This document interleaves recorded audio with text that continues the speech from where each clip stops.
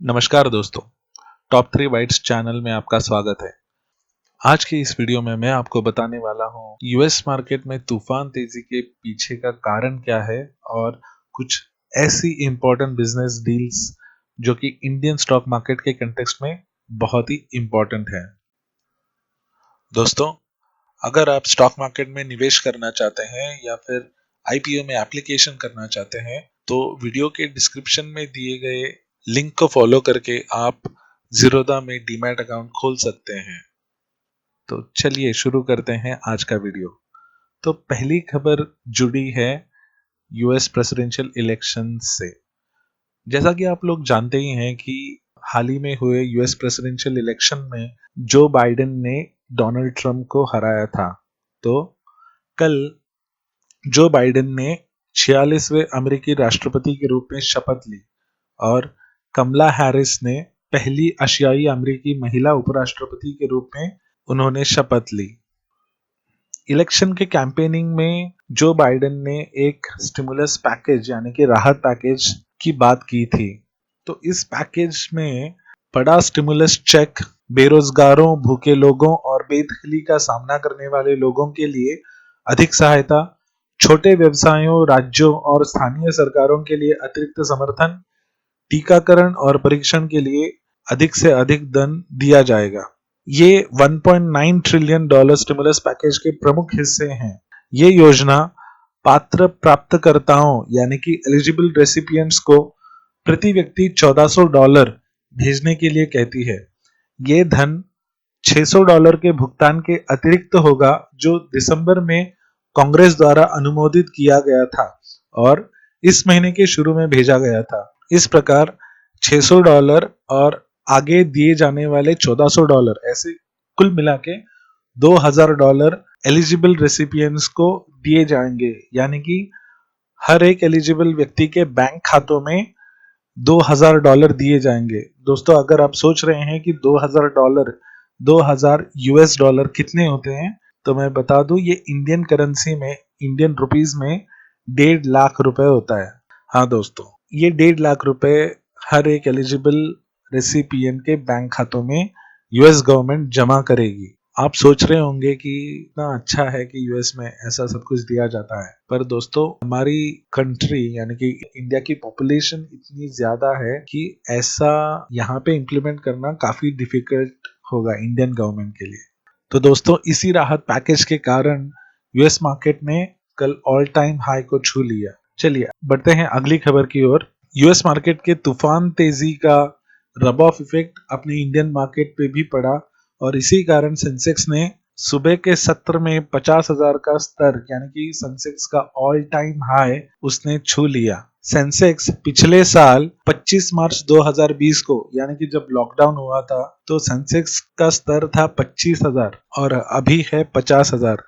तो दोस्तों देखिए, मार्केट में उतार चढ़ाव आते रहते हैं, पर जो लोग मार्केट में अच्छे स्टॉक में निवेशित रहते हैं तो मार्केट आपको बढ़िया रिटर्न देता है। दोस्तों, अगर आप ये सोच रहे हैं कि सेंसेक्स क्या है तो ये मैं अपने अगले वीडियो में कवर करूंगा। चलिए बढ़ते हैं अगली खबर की ओर। Indian stock market regulator SEBI, जिसको securities exchange board of India, Hindi में भारतीय प्रतिभूति और विनिमय बोर्ड भी कहा जाता है, तो सेबी ने कल किशोर बियानी के नेतृत्व वाला फ्यूचर ग्रुप और मुकेश अंबानी के रिलायंस रिटेल के बीच के समझौते को मंजूरी दे दी। अगस्त 2020 में बियानी ने रिलायंस रिटेल के साथ 24,713 करोड़ रुपए का समझौता किया था। संधि के भाग के रूप में फ्यूचर ग्रुप अपने रिटेल, होलसेल, लॉजिस्टिक्स और वेयरहाउस बिजनेसेस को रिलायंस रिटेल वेंचर्स को बेचने वाला था। फ्यूचर कूपन में 49% से अधिक हिस्सेदारी लेने के बाद अमेजन यानी कि अमेजन इंडिया ने फ्यूचर ग्रुप में अल्पमत हिस्सेदारी हासिल की। अल्पमत हिस्सेदारी मतलब माइनॉरिटी शेयर होल्डिंग प्राप्त की थी। फ्यूचर कूपन ये एक प्रमोटर एंटिटी है फ्यूचर ग्रुप की। तो अमेरिका स्थित अमेजन ने पिछले 3 महीनों में कई बार रेगुलेटरी बॉडी जो कि सेबी है उसको फ्यूचर और रिलायंस सौदे को रोकने के लिए लिखा है। इसी संबंध में सेबी ने फ्यूचर ग्रुप और रिलायंस रिटेल के बीच के समझौते को अपनी जांच के बाद मंजूरी दे दी। दोस्तों, फ्यूचर ग्रुप ये वो ग्रुप है जो बिग बाजार, फूड बाजार जैसे सुपरमार्केट चेन चलाती है और ब्रांड फैक्ट्री और सेंट्रल जैसी लाइफस्टाइल स्टोर की चेन ओन करती है। तो इस खबर के चलते दोस्तों आपकी नजर रिलायंस और फ्यूचर ग्रुप के स्टॉक्स पे होनी चाहिए। बढ़ते हैं अगली खबर की ओर। Competition commission of India CCI यानी कि प्रतिस्पर्धा आयोग या फिर जिसे निष्पक्ष व्यापार नियामक भी कहा जाता है, तो कल सीसीआई ने एक्सिस बैंक, एक्सिस कैपिटल और एक्सिस सिक्योरिटीज द्वारा मैक्स लाइफ इंश्योरेंस में हिस्सेदारी का अधिग्रहण करने के लिए मंजूरी दे दी। वर्तमान में एक्सिस बैंक मैक्स लाइफ में लगभग 1% हिस्सेदारी रखता है और बैंकिंग चैनल के माध्यम से बीमाकर्ता के उत्पादों का सबसे बड़ा वितरक भी है। मैक्स लाइफ में एक्सिस बैंक की हिस्सेदारी बढ़कर लगभग 9.9% हो जाएगी। इसके अतिरिक्त एक्सिस कैपिटल और एक्सिस सिक्योरिटीज क्रमशः मैक्स लाइफ में शेयर होल्डिंग में 2% और 1% का अधिग्रहण करेंगे। इसके अलावा एक्सिस संस्थाओं को मैक्स लाइफ में एक या एक से अधिक किश्तों में 7% तक की अतिरिक्त हिस्सेदारी हासिल करने का अधिकार होगा, जिसमें उनकी कुल हिस्सेदारी 19.99% होगी। तो दोस्तों इस न्यूज के चलते आपकी नजर एक्सिस बैंक और मैक्स फाइनेंशियल सर्विसेज पे होनी चाहिए और इस मैक्स फाइनेंशियल सर्विसेज का रब ऑफ इफेक्ट पूरे मैक्स ग्रुप के स्टॉक्स यानी कि मैक्स इंडिया और मैक्स वेंचर्स लिमिटेड इन स्टॉक्स पे भी आपकी नजर होनी चाहिए। बढ़ते हैं अगली खबर की ओर। कंपटीशन कमीशन ऑफ इंडिया ने फ्लिपकार्ट की Aditya Birla fashion and retail में 7.8% हिस्सेदारी खरीदी के लिए मंजूरी दे दी। अक्टूबर 2020 में घोषित फ्लिपकार्ट एबीएफआरएल के 1500 करोड़ के सौदे से Aditya Birla fashion and retail limited को बहुत जरूरी पूंजी मिलेगी।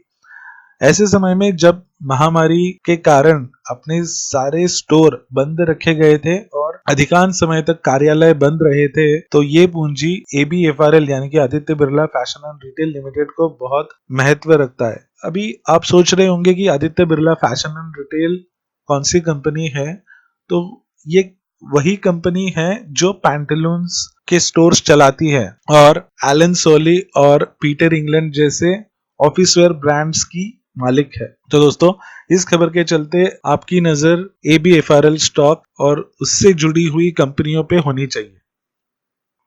बढ़ते हैं आखिरी खबर की ओर। तो दोस्तों ये खबर है एलटी फूड्स के बारे में। एलटी फूड्स ये वो कंपनी है जो दावत के ब्रांड से बासमती चावल बेचते हैं।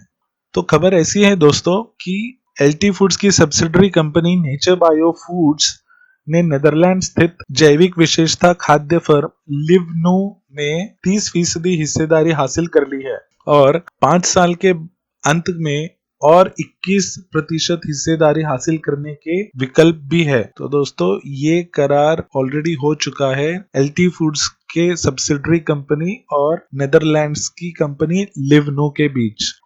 इस खबर के चलते आपकी नजर दावत यानी कि एलटी फूड्स पे होनी चाहिए और इसका रब ऑफ इफेक्ट आपको दूसरी सारी चावल एक्सपोर्ट करने वाली कंपनियों पे भी होता हुआ दिखेगा।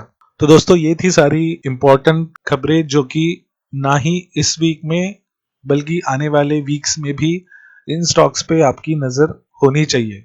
आशा करते हैं ये वीडियो आपको अच्छा लगा होगा और अगर अच्छा लगा है तो जरूर आप इस वीडियो को लाइक करें, शेयर करें और हमारे चैनल टॉप 3 बाइट्स को सब्सक्राइब करें।